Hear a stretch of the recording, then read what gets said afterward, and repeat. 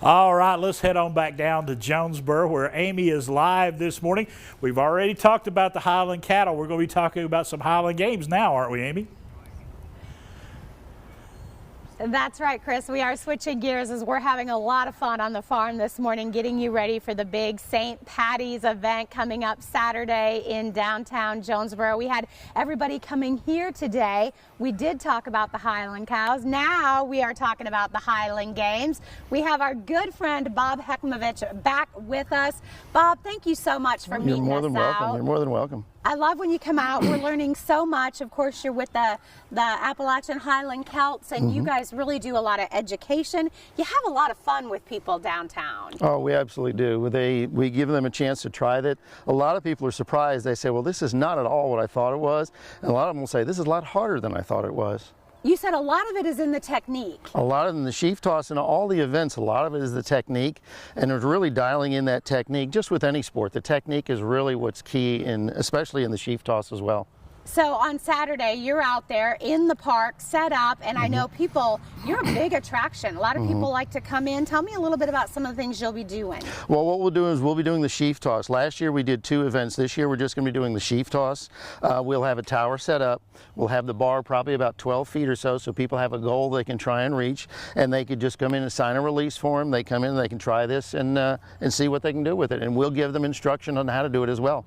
And of course, you and I have been getting together before the event for the last couple of years. Right. We started out a little rocky. Yeah, we got it worked out though, I think. That first year was a little tough, and my producer loves to pull that video back every year so we can remind folks. Which game was that? So that one you were doing the weight over bar, and you had a 26-pound weight that you were trying to carry. With high heels, right, With high Bob? heels, that was a problem. In soft ground, high heels, yeah.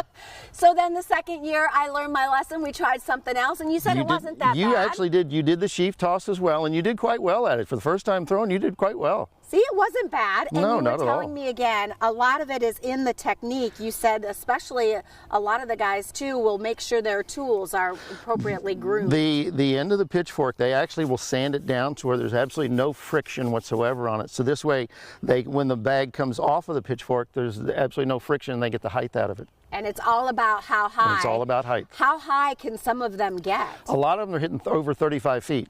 Oh, wow, that is high. Okay, so you're going to show us a little bit? Yep, And then I'm you're going to give it a try. I can't wait. Third That's it. time's the charm. Right. All right, so show me again kind of how one of the things you'll watch that they'll do is a lot of times they will sit there, and if you watch people do it, they will put the fork back and forth in there, and they're getting the least amount of friction possible on the fork. Okay. So they have just enough to hang on to the bag. And this bag weighs about 15 pounds. Yeah, it's heavy. Yeah. So then what they'll do is you'll see them rock a lot of times back and forth, and what they're doing is just getting some momentum built up. And then when they go to release, they will actually snap with the left arm and push down with the right arm. And it comes out. Oh, that was impressive. Okay, and did you notice, I noticed when you were doing that, your muscles, you're it's heavy, and there's a lot of, So you're going to let me give it a try? Oh, absolutely. So I'm going to get you set up here. Okay. So we're going to put this in here, and I'm going to make sure there's the least amount of friction on there for you. Okay. There we make go. sure least amount of friction. Least amount of friction, so it should come off there nice and smooth. Okay. Hand goes here. Okay. Other hand goes there. All right, and we're going to rock it. Right, and I'm going to step back just in case you decide to do a Green Acres and pitch the fork. So I'm going to step back. Okay, here we go. One. How many times? As many as you want. Okay, here we go. I'm feeling it. There you go. How'd I do? Not bad at all. Not bad at all. Well, the good news is nobody got hurt. No one got hurt. Right. And you're going to be out there Saturday. I know you're looking forward to this Yes. event. Going to be a whole lot of fun. It will. It'll be great. All right. Here is the information on the event. It's happening all day Saturday. Don't forget, it kicks off with that parade right there in downtown Jonesborough. Lots of live music on the square. Of course, you can get your picture made with one of those beautiful Highland cows, and all happening. For more information, you can go to the website jonesborough.com.